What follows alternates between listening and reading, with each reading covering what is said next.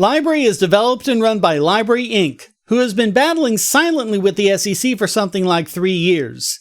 Now they've spoken out, as a complaint levied against them would declare most cryptocurrencies to be illegal securities. The SEC accuses the platform of selling unregistered securities to financial investors and platform users between 2016 and 2020. They're seeking a permanent injunction to prevent the company from selling any more tokens, disgorgement of all funds with interest, and civil penalties. No one complained, no one can point to a victim. They aren't even alleging fraud or any other kind of harm committed by anyone in the company, and no individuals have been charged. It's another round of Morton's whack-a-mole the government is playing with cryptos. The IRS says it's property, FinCEN says it's a commodity, the SEC says it's a security, and the Commodity Futures Trading Commission says it's money. But the SEC is basically saying that if you sell a cryptocurrency token while actively improving or marketing how that token is used, then it's a security. It doesn't matter if you're in the US or where you're incorporated. It doesn't matter if the tokens were mined or purchased on the market. This is so broad that basically any cryptocurrency still under active development is a security. So maybe Litecoin's okay. But it might apply to Ethereum developers working on Ethereum 2.0, Dash developers working on Dash platform, or even just Monero developers fixing bugs. If you sell any of your crypto while doing so, you've run afoul of the regulations according to this SEC action. LBRY launched in summer of 2016. They didn't sell any tokens for more than a year after it was up and running. They never sold enough to manipulate the market or dump it. In a statement, the company assured everyone that no matter what, the LBRY network will still be up and running. It's basically impossible to shut it down. If you want to make sure your LBC is safe, download the LBRY app. They wrote, "The LBRY network is robust and decentralized, and far harder to disrupt than LBRY Inc. Hundreds of people across 6 continents contributed to LBRY last year. Come on, Antarctica! Most of them don't work at LBRY Inc., and we don't even know who many of them are. Even if LBRY Inc. is shut down by the SEC as a result of this lawsuit, the LBRY network will continue to function and grow through the effort of the distributed LBRY community." They specified the following that the SEC is calling unregistered securities offerings, quote, $10,000 worth of credit sales to Shapeshift in July of 2016 to facilitate distribution to their users. Several $100,000 worth of credit sales to an unnamed group in 2017 and 2018, despite that group explicitly saying they're for use on the network.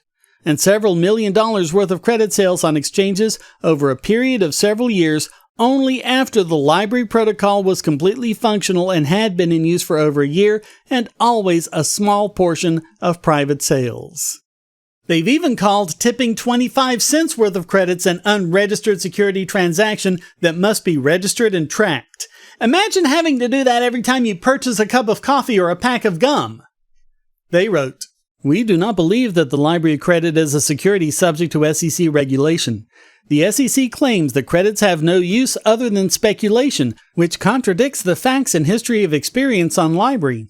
The LBRY credit serves an integral function in our network. It allows individuals to create an identity, tip creators, and publish, purchase, and boost content in a decentralized way. Millions of people have used it this way, and many were using it well before we sold any tokens to anyone.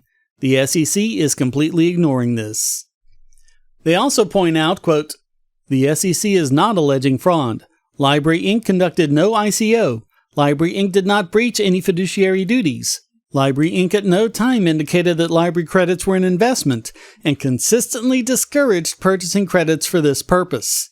LBRY Inc. did not sell any tokens until after they could be used on a functional network, a previously stated key element by the SEC in how they assess token transactions."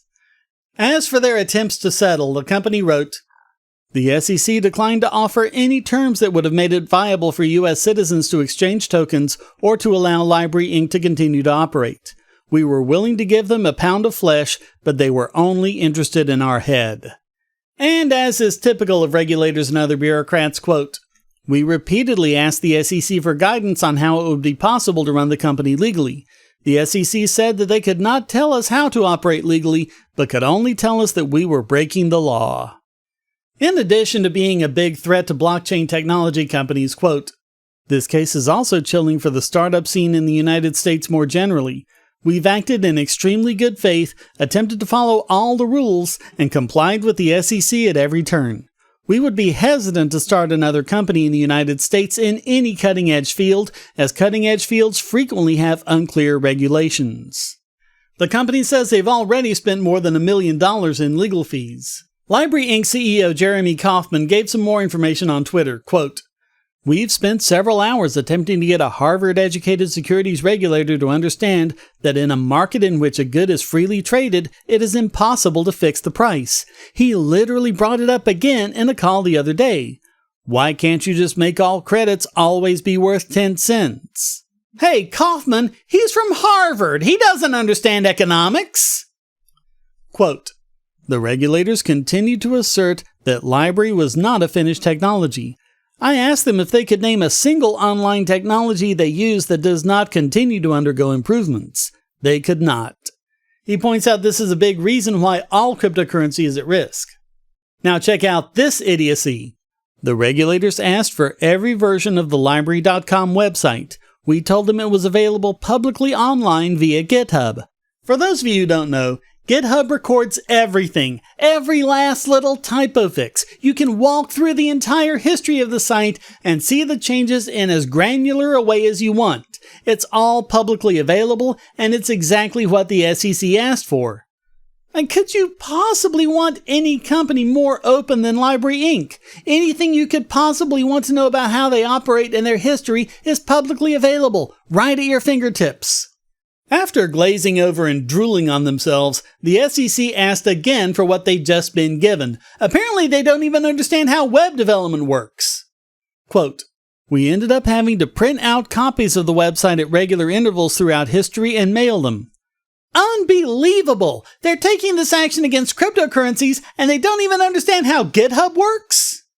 Quote, "We call them bureaucrats, but they behave like the mafia.